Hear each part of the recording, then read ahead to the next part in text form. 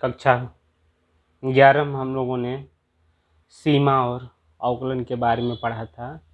किसी फलन की किसी बिंदु पर सीमा क्या होती है।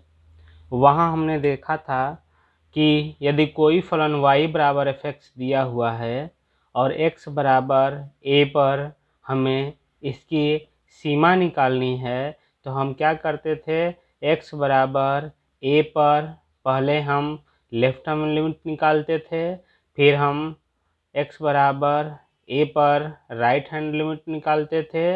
यदि यह LHL और RHL आपस में बराबर होता तब हम कहते कि x टेंड टू a पर उस फलन की सीमा का मान ये है। इस तरह से हम किसी फलन का किसी बिंदु पर सीमा निकालना हम लोग सीखे थे। यदि x बराबर a पर फलन y बराबर fx की सीमा अस्तित्व में होती है, तो हम लिखते हैं limit x tend to a f x। यदि इस x बराबर a पर किसी फलन की सीमा का मान fx के x बराबर a पर फलन के मान के बराबर हो, ये क्या है कि x बराबर a पर फलन fx की सीमा है, लिमिट, और ये क्या है, x बराबर a पर फलन का मान है। यदि किसी बिंदु पर फलन की सीमा उस बिंदु पर फलन के मान के बराबर हो जाती है, तब हम कहते हैं कि इसी बिंदु पर अर्थात x बराबर a पर जो हमारा फलन है fx वह सतत है। सतत है माने कंटिन्यूअस है, कंटिन्यूअस है। इसका मतलब है यदि हम ज्योमेट्रिकली देखें सतत कंटिन्यूटी का मतलब कि किसी बिंदु पर जब हमें कंटिन्यूटी चेक करनी है, हमने मान लिया x बराबर a पर हमें फलन की कंटिन्यूटी चेक करनी है, तो हम देखेंगे कि फलन x बराबर a के नज़दीक बिंदुओं पर फलन हमारा टूटा हुआ है या नहीं है। टूटा हुआ से मतलब है कि बिना पेन उठाए यदि हम इसके बाएं से दाएं पहुंच जाते हैं, इस x बराबर a के बिंदु पर फलन के मान पर यदि हम बाएं से दाएं पहुंच जाते हैं बिना पेन उठाए, तो हम कहेंगे x बराबर a पर फलन हमारा सतत है। और यदि हम नहीं पहुंचते हैं तो कहेंगे कि हमारा x बराबर a पर फलन असतत है, या उसको कहते हैं डिसकंटिन्यूअस है। चूँकि हम जानते हैं कि लिमिट x बराबर x tend to a fx का जो मान है वह LHL और RHL के बराबर होता है, तो यहाँ से एक और हमें रिलेशन मिल जाएगा कि LHL बराबर RHL हो और इसका मान यदि f ऑफ a के बराबर हो, तब हम कहेंगे कि यह हमारा बिंदु x बराबर a पर जो हमारा फलन है वह सतत है। हम किसी बिंदु पर सततता को परिभाषित किए हैं कि इस बिंदु पर फलन का मान उस बिंदु पर फलन की सीमा के बराबर होती है। इसमें दो कंडीशन हो सकता है। पहला ये कंडीशन कि LHL और RHL तो आपस में बराबर हों, लेकिन यह f ऑफ a के मान के बराबर न हो, तब भी हमारा फलन क्या होगा, डिसकंटिन्यूअस। ऐसे कहते हैं डिसकंटिन्यूटी ऑफ टाइप फर्स्ट। ठीक है। या दूसरा कंडीशन ये हो सकता है कि LHL खुद ही RHL के बराबर ना हो किसी फलन के लिए, तो इसका मतलब है इसे हम कहते हैं discontinuity of second type second. यदि किसी बिंदु पर फलन का मान LHL RHL आपस में बराबर न हो f के, तो हम कहते हैं कि x बराबर a पर हमारा जो फलन है वह असतत है, असतत है, डिसकंटिन्यूअस है। इस तरह से हमने देखा कि पॉइंट वार किसी बिंदु पर हम सततता चेक कर सकते हैं। यदि हम आलेख की बात करें, जैसे हमने ले लिया एक ग्राफ जो इस तरह परिभाषित है कि x greater than equal to के लिए 0 और fx का मान 2 है जब x का मान लेस देन 0। यदि हम इस ग्राफ को प्लॉट करेंगे y x dash y dash, हम इसको ग्राफ को प्लॉट करेंगे तो जब x का मान 0 या 0 से बड़ा है तो fx का मान 1 आ रहा है, fx का मान 1 आ गया, ये हमारा 1 है बिंदु। यदि x का मान लेस देन 0 है, लेस देन का मतलब इधर, तो हमारा fx का मान 2 आ रहा है, 2 का मतलब ये बिंदु। हम देख रहे हैं कि x बराबर 0 पर यदि हम कंटिन्यूटी की बात करेंगे तो x बराबर 0 का मतलब ये बिंदु, इस बिंदु के दाहिने साइड हमारा फलन ये है और बाएं साइड हमारा ये फलन ये है। हमको इस बिंदु के बाएं साइड और इस बिंदु के दाएं साइड जाने के लिए अपना पेन उठाना पड़ रहा है, यहाँ से इधर गए, ठीक है। अब जब पेन उठाएंगे तब यहाँ पहुँचेंगे, अर्थात x बराबर 0 पर हमारा फलन क्या है, टूटा हुआ है, वह कंटिन्यूस नहीं है। इसलिए हम कहेंगे कि x बराबर 0 पर हमारा फलन असतत है। यदि एक और हम एग्जांपल ले लेते हैं, मॉड x f(x) बराबर, यदि हम मॉड x ले लेते हैं और इस फलन को यदि हम परिभाषित कर दें, यह फलन इस तरह परिभाषित है कि इसका मान x यदि x greater than equal to 0 हो, इसका मान 0 यदि x लेस देन 0 हो। f(x) बराबर x यदि लेस देन 0 हो, f(x) बराबर -x यदि यह लेस देन 0। यदि इस फलन का हम ग्राफ देखें तो इस फलन का ग्राफ ऐसे आता है, x बराबर 0 पर फलन 0 है, अर्थात 0 के दाएं साइड और बाएं साइड जाने में हमें फलन पेन को नहीं उठाना पड़ रहा है, अर्थात x बराबर 0 पर हमारा जो फलन है वह सतत हो जाएगा, ठीक है। तो यहाँ से हमने ग्राफ द्वारा भी हम चेक कर सकते हैं कि किसी बिंदु पर फलन हमारा सतत है या असतत है। कुछ एग्जाम्पल देख लें। पहला है कि बताना है कि जो तत्समक फलन है, तत्समक फलन जिसे हम आइडेंटिटी फंक्शन कहते हैं, वह x के प्रत्येक मान के लिए प्रत्येक बिंदु पर वह हमारा सतत होता है, ये हमें चेक करना है। हम जानते हैं कि जो तत्समक फलन होता है वो f(x) x पर ही मैप करता है, इसे हम तत्समक फलन कहते हैं। ऐसे हम ग्राफ द्वारा इस तरह से मेजर करते हैं, मापते हैं, ये और ये, ठीक है। f(x) बराबर x हो गया। f(x) बराबर x हम देख रहे हैं कि यहाँ से यहाँ तक जाने में हमें पूरा डोमेन में जाने में डोमेन के प्रत्येक बिंदु के लिए हम पेन कहीं उठाना नहीं पड़ रहा है। इसका मतलब है कि यह x के प्रत्येक मान के लिए हमारा फलन क्या होगा, सतत होगा। दूसरा एग्जांपल ले लेते हैं। f(x) बराबर दिया हुआ है 3x + 2, हमें चेक करना है x बराबर 1 पर। और यदि हम इसकी लिमिट का मान निकालें, x टेंड टू 1 पर f(x) का मान निकालें, limit x tend to 1 3x + 2, हमने कहा था कि लिमिट यदि मान निकालना हो तो सबसे पहले x का मान 1 हम इसमें रख देते हैं।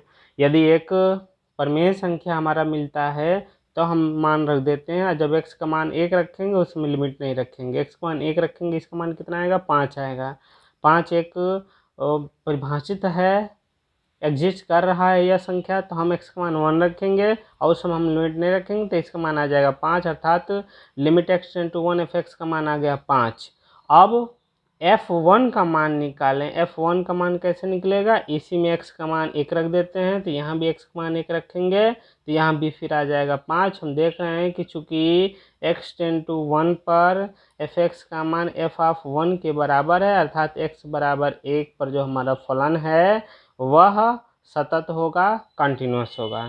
तीसरा ले लेते हैं, एक और फलन हम ले लें, f(x) बराबर x³ + 1। जब x का मान 0 के बराबर नहीं है, जब x का मान 0 के बराबर है तो इसका मान हमने ले लिया 2।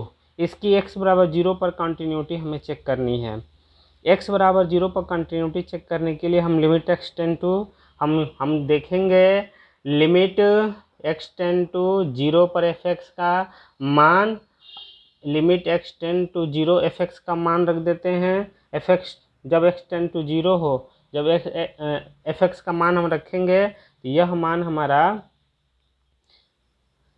यदि हम x टेंड टू 0 पर यह इस मान को हम देखें तो यह आ जाएगा x क्यूब प्लस 1, अर्थात 0 यदि रखते हैं तो इसका मान आ जाएगा 1। और f ऑफ 0 का मान क्या होगा, f ऑफ 0 का मान दिया हुआ है 2, चूँकि limit x tend to 0 fx का मान f ऑफ 0 का मान f ऑफ 0 के बराबर नहीं है, इसलिए x बराबर 0 पर जो हमारा फलन है वह सतत नहीं है, यह कंटिन्यूअस हमें नहीं मिला। चौथा यदि एग्जाम्पल और ले लेते हैं, यदि एक क्वेश्चन हम ले लेते हैं fx बराबर x स्क्वायर x बराबर 0 पर सतत है या नहीं है। fx बराबर एक्स स्क्वायर, हम जानते हैं कि y बराबर एक्स स्क्वायर या एक्स स्क्वायर बराबर y, यह एक परवलय का ग्राफ होता है। x बराबर 0 पर हमें चेक करना है। हम देख रहे हैं कि जो परवलय है वह कंटिन्यूअस है, किसी बिंदु पर इस फलन का ग्राफ टूटा हुआ नहीं है, इसलिए हम कह देंगे कि x बराबर 0 पर जो हमारा फलन fx है वह सतत है, कंटिन्यूअस। यदि हमें इसको मैथमेटिकली सिद्ध करना रहता तो हम x बराबर 0 fx का मान निकाल दें, इसका मान हो जाएगा limit x tend to 0 fx का मान हमारा एक्स स्क्वायर है, और यहाँ x का मान 0 रखेंगे तो यह 0 आ जाएगा, और f ऑफ 0 का मान निकालेंगे, यहाँ 0 रखेंगे तो फिर 0 आ जाएगा। चूँकि limit x tend to 0 fx का मान f ऑफ 0 के बराबर है, इसलिए फिर हम कह सकते हैं कि x बराबर 0 पर जो हमारा फलन है वह सतत है, कॉन्टिन्यूअस है। एक अंतराल में अब हम परिभाषित करेंगे कि अंतराल में फलन की कंटिन्यूटी क्या होती है। हमने मान लिया कि कोई अंतराल दिया है, कोई किसी फलन का डोमेन दिया हुआ है, जो प्रांत है वह क्लोज इंटरवल a b दिया हुआ है। तो इस इंटरवल में, इस अंतराल में फलन हमारा सतत है। इसका मतलब है कि तीन चीज़ें होनी चाहिए, a, b के प्रत्येक बिंदु पर फलन हमारा सतत हो। दूसरा, x बराबर a पर बिंदु, x बराबर a बिंदु पर फलन हमारा सतत हो, जो एंड पॉइंट्स हैं। और तीसरा, इस एंड पॉइंट पर चूँकि x बराबर a इसमें शामिल है, x बराबर b भी शामिल है, तो x बराबर a और b पर भी हमारा फलन सतत हो। तब हम कहेंगे, यदि ये तीन कंडीशन फॉलो हो जाता है, तब हम कहेंगे कि क्लोज इंटरवल a b में हमारा फलन सतत है, कंटिन्यूअस है। x बराबर a बिंदु सततता का मतलब है कि limit x tend to a fx का मान f ऑफ a के बराबर हो। लेकिन इस इंटरवल में जब हम लिमिट की बात करेंगे, left hand limit right hand limit की बात होगी, लेकिन इस इंटरवल में a के लेफ्ट में तो कुछ है नहीं है। यह x बराबर a एक ऐसा प्रांत में परिभाषित है जो एकल समुच्चय है। तो एकल समुच्चय में हमारा फलन हमेशा परिभाषित होगा, हमेशा सतत होगा। यही हाल यहाँ भी है। x बराबर b का मतलब है x tend to a x tend to b fx का मान f ऑफ b के बराबर हो। यहाँ भी एक बिंदु पर हम देख रहे हैं, अर्थात यहाँ भी जो हमारा फलन का प्रांत है वह एकल समुच्चय है। तो एकल समुच्चय किसी फलन f के लिए हमेशा सतत होता है। अब दूसरा, यदि फलन का प्रांत ओपन इंटरवल में दिया हुआ है a, b, ठीक है, तो हम देख लेंगे कि a और b के बीच में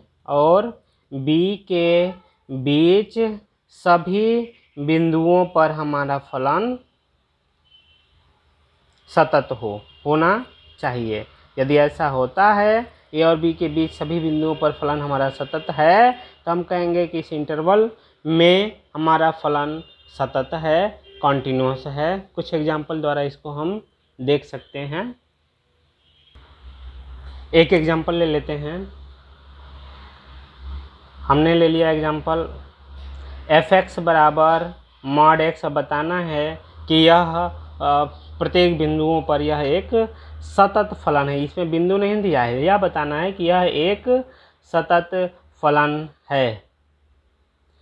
हमने क्या किया, इसका ग्राफ खींच दिया। इसका जब हम ग्राफ खींचते हैं तो यह x आता है। जब हमारा f(x) परिभाषित होता है x जब x का मान लेस देन इक्वल टू 0 हो, माइनस x जब x का मान लेस देन 0 हो।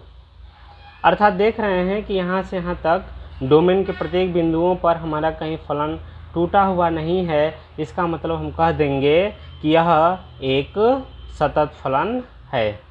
दूसरा एग्जाम्पल ले लेते हैं। यदि f(x) बराबर दिया हुआ है x³ + x² - 2, आइए बताना है कि यह एक सतत फलन है। ये हमें चेक करना है। हम क्या करें, हमने मान लिया डोमेन का कोई बिंदु C है, ठीक है, तो C पर f(x) का मान होगा c³ + c² - 2। अब यदि हम इस बिंदु पर लिमिट का मान निकालें, f(x) बराबर c पर limit x tend to c f(x) का मान निकालें, x tend to c f(x) का मान रख दें x³ + x² - 2। इसमें x का मान c रखेंगे तो c³ + x² - c, c³ + c² - c आता है।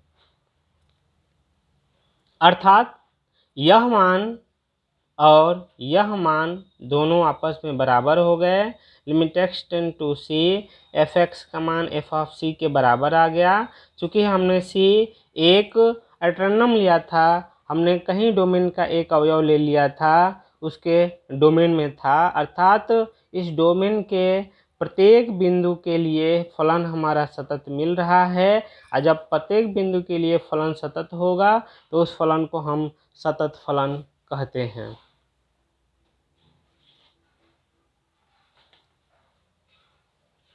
एक और एग्जांपल ले लेते हैं। यदि हमारा फलन इस तरह से दिया हुआ है कि f(x) बराबर, एग्जांपल है अलग तीसरा, कि f(x) बराबर दिया हुआ है x + 3 यदि x का मान लेस देन इक्वल टू 1 हो, और x - 3 यदि x का मान ग्रेटर देन 1 हो। अर्थात जब x का मान 1 से बड़ा होगा, 1 हमारा यहाँ है, 1 से जब हमारा फलन बड़ा होगा तो f(x) का मान x + 3 आ रहा है, ठीक है। अर्थात जब हम x का मान 1 रखेंगे तो y का मान आ जाएगा x + 3, y बराबर x + 3, यहाँ रखेंगे 1, ठीक है, तो 1 + 3 तो y का मान आ जाएगा 4, 1 और 4, 1,4 यहाँ पर कोई बिंदु है, 1,4। जब हम x का मान 1 से छोटा रखेंगे, सपोज कीजिए 2 रखें, 0 रखें, 0 रखेंगे तो y का मान 3 आ जाएगा। 0 और 3 यहाँ पर कोई बिंदु है, 0,3। अर्थात जो हमारा फलन का ग्राफ है वह इस तरह से जाएगा। जब हमारा x का मान 1 से कम हो या 1 के बराबर हो। 1 के आगे हमारा ग्राफ नहीं रहेगा इसमें, यह हमारा ग्राफ 1 4 बिंदु से आगे नहीं जाएगा। जब x का मान 1 से बड़ा हो, माने हम जब इधर की तरफ जाएंगे तो f(x) का मान x माइनस 3 है, अर्थात x का मान जब 2 रखेंगे तो 2 माइनस 3 अर्थात -1 आएगा। -1 नीचे होता है तो यहाँ पर हमारा आ जाएगा 2 - 1 यहाँ पे। तो हमारा जो ग्राफ है वह इस तरह से जाएगा, यहाँ से ऐसे जाएगा जब x का मान 1 से नीचे ना जाए, ऐसे। ये 1 वाली रेखा थी। तो हम देख रहे हैं कि x बराबर 1 के दाहिने हमारा फलन यहाँ से शुरू हो रहा है और x बराबर 1 के बाएं फलन हमारा यहाँ से शुरू हो रहा है। तो बाएं और दाहिने को कनेक्ट कर नहीं किया जा सकता है, हमें पेन उठाना ही पड़ रहा है। यहाँ से बाएं साइड यहाँ गए, फिर पेन उठाए, फिर यहाँ से दाहिने साइड हम जा रहे हैं। इसका मतलब है कि यह फलन x बराबर a पर क्या है, असतत है। और जब x बराबर a पर असतत है तो जो दिया गया फलन है वह सतत नहीं होगा, क्या होगा, असतत फलन होगा। एक एग्जाम्पल और हमें ले लेते हैं कि कोई भी बहुपदीय फलन हो वह हमारा सतत फलन होता है। बहुपद क्या होता है कि यदि कोई y हमारा इस तरह से लिखा हो कि a plus bx plus cx square plus dash dash dash, या इसको a1 कर लें, a1 इसको a2 कर लें, a0 a1 a2 dash dash dash an x to the power n, जहाँ कम से कम an जो है यह 0 के बराबर न हो। तो इस प्रकार के फलन को हम लोग बहुपदीय फलन कहते हैं। बहुपदीय फलन यदि किसी भी डोमेन में परिभाषित होता है तो वह हमारा एक हमेशा सतत फलन होता है, कंटिन्यूअस फलन होता है। ये हमें सिद्ध करना है। तो हमने ले लिया कि एक निश्चित संख्या c ले लिया इसके प्रांत से। जब हम इसके प्रांत से c लेंगे तो limit x tend to c पर हम फलन f(x) का मान निकालें, limit x tend to c और f(x) का मान हमने रखा a0 plus a1x plus a2x square plus dash dash dash an x to the power n। c का मान रख दें सीधा, यह मान आ जाएगा a0 plus a1c plus a2c square plus dash dash dash anc to the power n। और जब हम f ऑफ c का मान निकालेंगे अर्थात x की जगह पे सीधा c रखेंगे तो वहाँ भी हमें यही मान मिलेगा, अर्थात हम कह देंगे कि जो हमारा बहुपदीय फलन है वह अपने प्रांत के प्रत्येक बिंदु पर सतत है, प्रत्येक बिंदु पर सतत है। इसका मतलब है कि जो बहुपदीय फलन होता है वह अपने प्रांत में सतत होता है, अर्थात एक सतत फलन होता है। अब हम आते हैं महत्तम पूर्णांक फलन को दिखाना है कि यह एक असतत फलन होगा। महत्तम पूर्णांक फलन परिभाषित होता है कि यदि कोई f(x) दिया हुआ है तो x का जो महत्तम पूर्णांक है वह f(x) को उस बिंदु पर ले जाकर के मैप करता है। हम लोगों ने इसका ग्राफ देखा था, इसका ग्राफ ऐसे होता है 0 से 1 के बीच में 0, जो ऐसे इस तरह से, इस तरह से, फिर यहाँ ऐसे, ठीक है, इस तरह से इसका ग्राफ होता था। हम लोगों को याद है, यदि हम 11 की बातें देखें तो यह हमारा f(x) बराबर स्क्वायर ब्रैकेट x का यह ग्राफ है। चूँकि हम देख रहे हैं कि एक बार में हम यहाँ से यहाँ तक नहीं पहुँच पा रहे हैं, अर्थात हमें पेन उठानी ही पड़ेगी। पेन कहाँ कहाँ उठानी पड़ रही हैं, जहाँ जहाँ पूर्णांक हैं वहाँ वहाँ पेन उठानी पड़ रही है। 0 1 2 3 4 5 और -1 -2 -3 -4। इसका मतलब है कि हमारा महत्तम पूर्णांक फलन एक बिना पेन उठाए हम यहाँ एंड टू एंड नहीं पहुँच सकते हैं, अर्थात हमारा महत्तम पूर्णांक जो फलन है वह प्रत्येक बिंदु पर सतत नहीं है, अर्थात यह एक असतत फलन होगा है। यह एक असतत फलन है। हम लोग साइन, अब आते हैं त्रिकोणमितीय फलनों की तरफ चलते हैं। साइन एक्स का हम ग्राफ खींचे।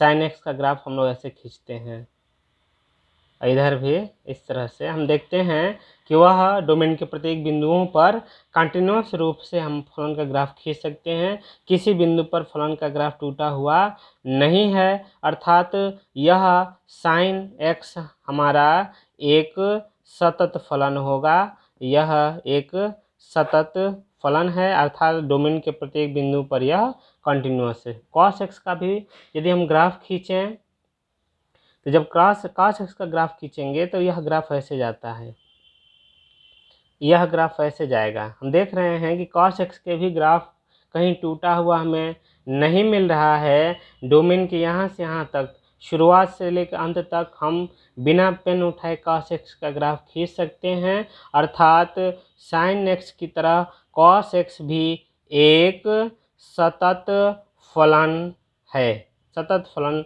होगा। अब आते हैं हम लोग tan x की बात करें। tan x को हम लिख सकते हैं साइन एक्स बटा कॉस एक्स, जबकि कॉस एक्स का मान 0 नहीं होना चाहिए, अर्थात x बराबर जब 2n+1 π/2 होगा। कॉस एक्स कहाँ होता है 0, कॉस एक्स का मान π/2 पर 0 होता है।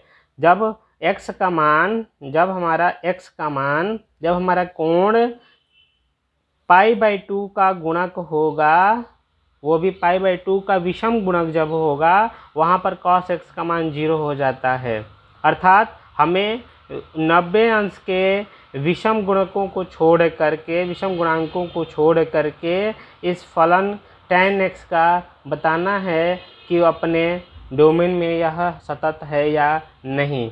चूँकि sin x एक सतत फलन है, एक सतत फलन है, cos x भी एक सतत फलन है, इसलिए tan x बराबर sin x बटा cos x अपने प्रांत में यह एक सतत फलन होगा।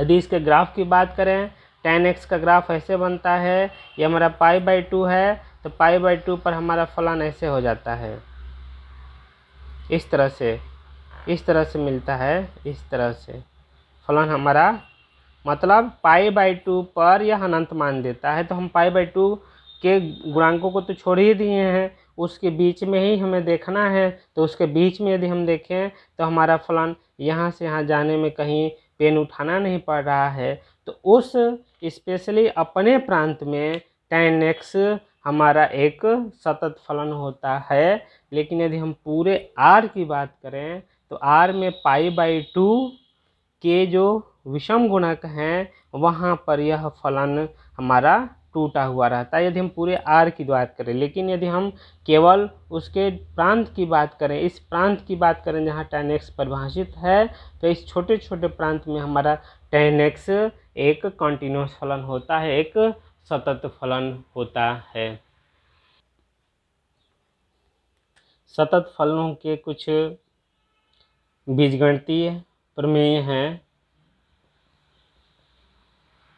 कि यदि f और g दो फलन हैं जो किसी वास्तविक संख्या, हम वास्तविक फलनों को ही पढ़ रहे हैं, तो f और g दो वास्तविक फलन इस प्रकार हैं कि जो किसी वास्तविक संख्या c पर सतत हैं, किसी बिंदु पर यह दोनों फलन सतत हैं, तब f प्लस g भी उस बिंदु x बराबर c पर सतत होगा। दूसरा, f माइनस g भी बिंदु x बराबर c पर सतत होगा। तीसरा, f इंटू g भी x बराबर c बिंदु पर सतत होगा। और चौथा, f upon g of x यह फलन है। यह भी एक्स बराबर सी पर सतत होगा। कब? जबकि एफ ऑफ जी का मान 0 के बराबर न हो। इनके आधार पर, इन प्रमेयों के आधार पर हम आगे के क्वेश्चनों को हल करेंगे और देखेंगे कि कैसे हम, यदि कोई फलन योगफल के रूप में दिया हुआ है या भागफल के रूप में दिया है या गुणनफल के रूप में दिया है, तो उसकी कंटिन्यूटी हम कैसे चेक करते हैं।